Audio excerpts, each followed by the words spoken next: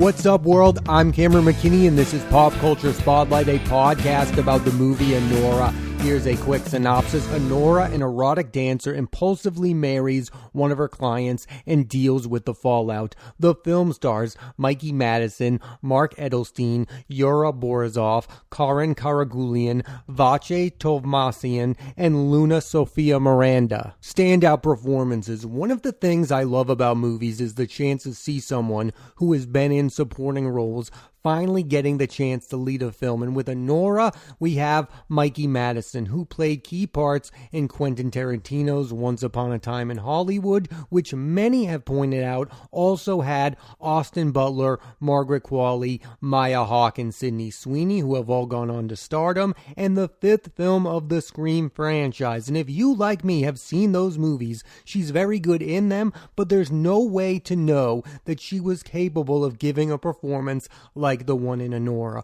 I'll start by talking about the accent. It is a lot of fun, but what's special about it to me is she was able to make Anora feel like a human being and not a cartoon character. It's a masterful comedic turn with a lot of heart behind it. There's a point in the movie where everything starts to fall apart for the character, and Madison was able to pull off a multifaceted performance. She carries the entire movie and sets the tone of the film. I would almost compare it to Jeff Bridges in The Big Lebowski, where everything about that movie was going through him, and I felt that same thing with Mikey Madison and Anora. Yes, the entire movie is special, but what will be remembered most is this central performance. Anora sees the actress working with writer-director Sean Baker, and here's what Madison told Esther Zuckerman of the New York Times about meeting the director. Quote, "The first time we met, he was like, 'Is there anything you want to do in this movie?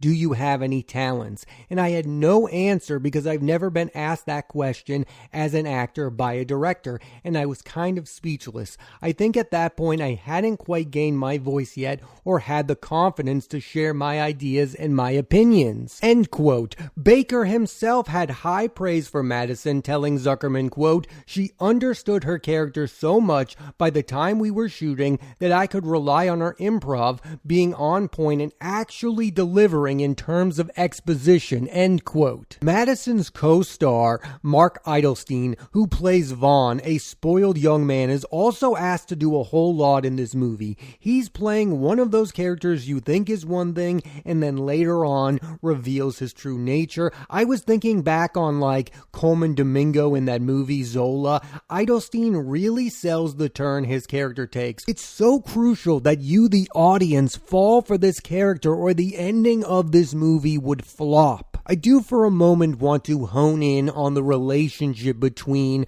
Anora, aka Annie, and Vaughn, because it's so interesting to me that at the beginning of this movie, you believe he is the innocent character, and by the end of the film, there's a real role reversal. The other thought I had about the character Vaughn is you don't know how to feel about him because he is more of a mystery. His character is not telling you how he feels. Anora is very open and honest about everything in her life. And finally, Yura Borisov is at both times playing a comedic relief character and the heart of the movie as the character Igor. He's sympathetic towards Annie, but also has a job to do, and I don't at all want to spoil this movie Anora. All I will say is the final scenes between Madison and Borisov are phenomenal. The minute he comes on screen, you have a preconceived notion to who this character is and his role in the story, and for me anyway, that was completely wrong. It brilliantly played against my expectations. Alright, time to talk about the writer-director of Anora, Sean Baker. I have a couple general thoughts about Baker, the director of this film. The first is, he makes great-looking movies set in the modern world. The Florida Project is one of the best-looking movies I've ever seen. One thing he does that I find interesting is he puts well-known actors with newcomers. newcomers: Willem Dafoe with Kimberly William Prince in The Florida Project, Simon Rex with Susan Sun in Red Rocket, and now Madison with Edelstein in Anora. I don't think there's another director getting such good performances from virtual unknowns. The comedy I find in his films are so impressive because his movies, Red Rocket and Anora, are two films where the protagonists are very funny, yet at the same time are tragic figures. When you're talking about movies, it's nice to have a genre to define something by. Oh, this movie is a comedy, this movie is a horror, this movie is a blockbuster. But with Sean Baker, his movies are undefinable. Yes, this movie is really funny. Yes, this movie is really sad. There's some romantic aspects to this movie as well. What's special about it is it's a movie that is all over the place. There's so many different aspects to it. And that's a quality that Sean Baker shares with some of our best filmmakers. I mean, think about a Martin Scorsese film, Goodfellas. I mean, that movie is all over the place when it comes to its genre. I mean, Babylon with Damien Chazelle, you can't define that movie with a genre. And yes, I see Anora being labeled a comedy, and it's easy to do that. It will get people to watch the movie. I just think it's a film that's much more than that. One thought I had after watching Anora is, while some filmmakers make movies with happy endings, Sean Baker is someone who makes films with happy beginnings that fall apart by the end. He makes you root for these characters in his movies with the comedy, and you get emotionally attached to these characters that by the time the ending comes, you're completely heartbroken when things go sideways for them. And look, there's kind of been a movie like this before with a happy ending. I'm talking about the very mainstream Pretty Woman, which made Julia Roberts a big star. What's noteworthy to me is the studio film Pretty Woman gives you the happy ending, and the indie film Anora gives you the tougher pill to swallow. And I believe there's a place for both of these movies to exist. I like these movies both an awful lot. So last week on this podcast, I talked about how Nosferatu director Robert Eggers makes movies set in the past. The thing that makes Sean Baker unique is he's making films about people in today's world. There are scenes in this movie that are very good of just Vaughn playing video games. You hear this argument a lot from these directors that make movies set in the past. Oh, it would be impossible to make a good-looking movie set in modern times. And I would argue to those people, have you seen a film directed by Sean Baker? I mean, The Florida Project is a movie set in the very real modern world, and that movie looks just as good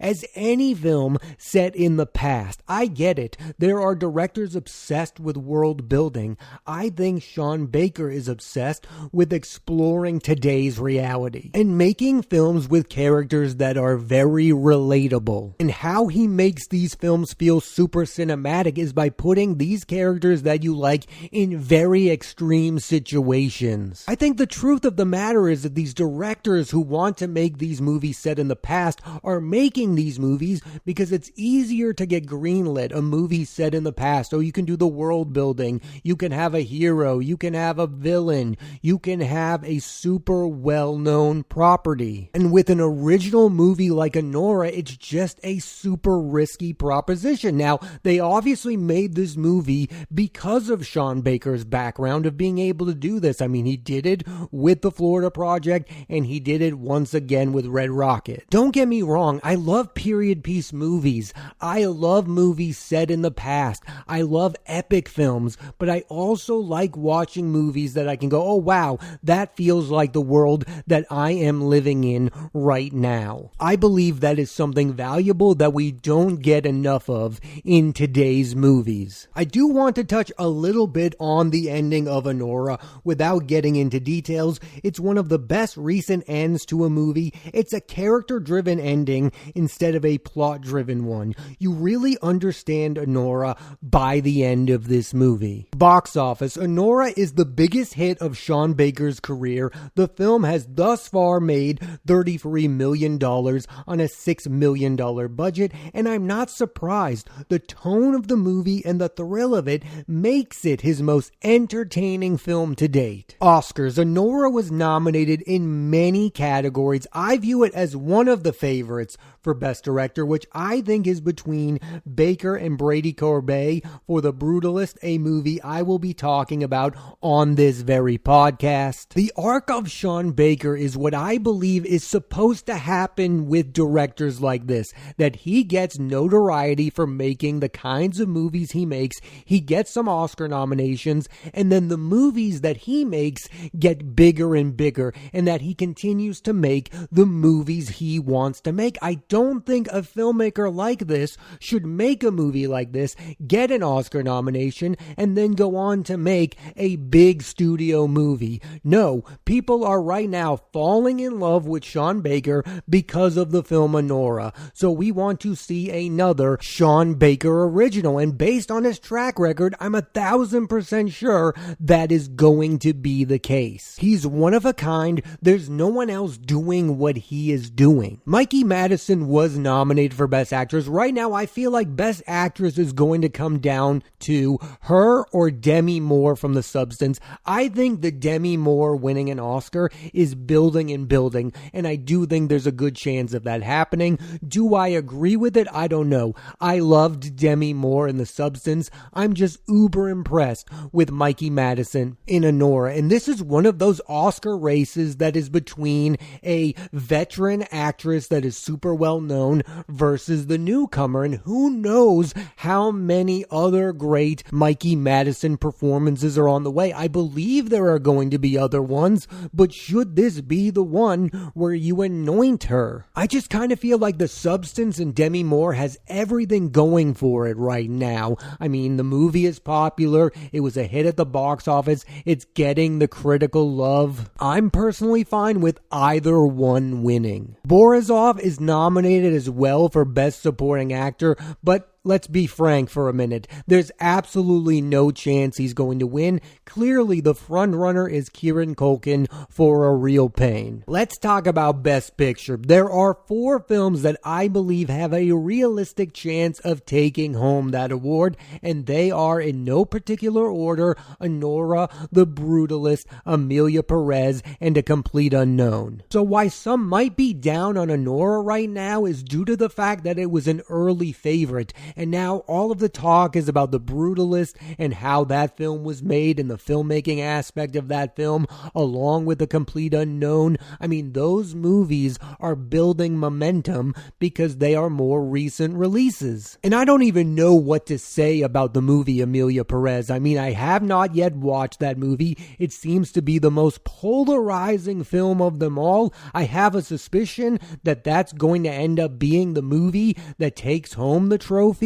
In defense of Anora, I believe it would be a brilliant choice for Best Picture. I think it's the most unique film of the bunch. It's weirdly also a crowd pleaser with a lot of energy towards it as well. It's okay to reward a film for also being super entertaining. If Anora went on to win Best Picture, I feel like it would be one of those winners we would not regret in the next 5 years. Like, I think it is a movie that is going to stay constant. It is a really fun movie to watch. It's a thrilling film. I don't see people saying, oh wow, why did we give this movie Best Picture a decade from now, like what we do with almost every other Best Picture winning film. And I would say the same thing if Sean Baker won Best Director. Like, you would not regret that decision giving this man that award. And the same goes for Madison in the Best Actress category. Whether or not this movie takes home any of those awards,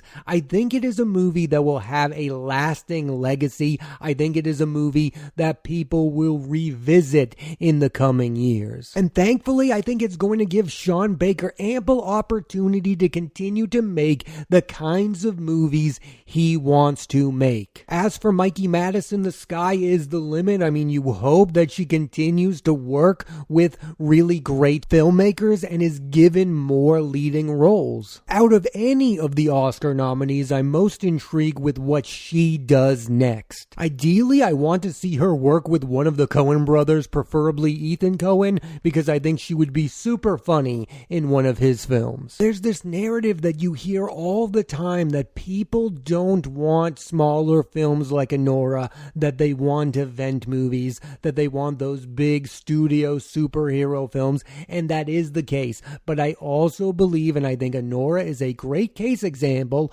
of how people want other options, and they want to celebrate it more than those other films. The reason that Anora is in the Best Picture conversation in the first place is because it is a movie that almost everyone is enjoying. And I can't say this enough. I also think this is an example of how people actually want to see well-made movies. I mean, this movie is not star-studded. People do not really know the name Mikey Madison. Yes, she's been in Once Upon a Time in Hollywood. They might know her face, but they didn't know her name before seeing this movie. Positive word of mouth for a film is still super effective. I mean, another example of this is The Substance. There are many Demi Moore films that have been ignored over the years. The reason that people love The Substance is not just because it's a horror film, because it's a super well-made movie that got a lot of critical praise. Also, what I think the success of a movie like Anora does is it makes people go back and revisit the other films of Sean Baker. If you listen to this podcast and you watch the film Anora and you like it, you should go back and watch The Florida Project and Red Rocket. They are two fantastic films that feel very different to Anora, but also feel in relation to it. Anora is one of those movies that maybe you might not love, but you will be impressed by. Like, I couldn't imagine somebody watching this movie and go, there's nothing there that's interesting. Everything about it is interesting. The look of the film, the tone of the film. The film is a complete and total vibe that you want to be a part of. It's also one of those movies that works because the people who made it are super impressive. I think in the hands of a lesser filmmaker, the movie wouldn't work. In the hands of a lesser actress, the performance of Anora would not work. Mikey Madison was the absolute perfect choice to play this character. And this is something I'll probably also bring up on next week's podcast about The Brutalist. I also just love a movie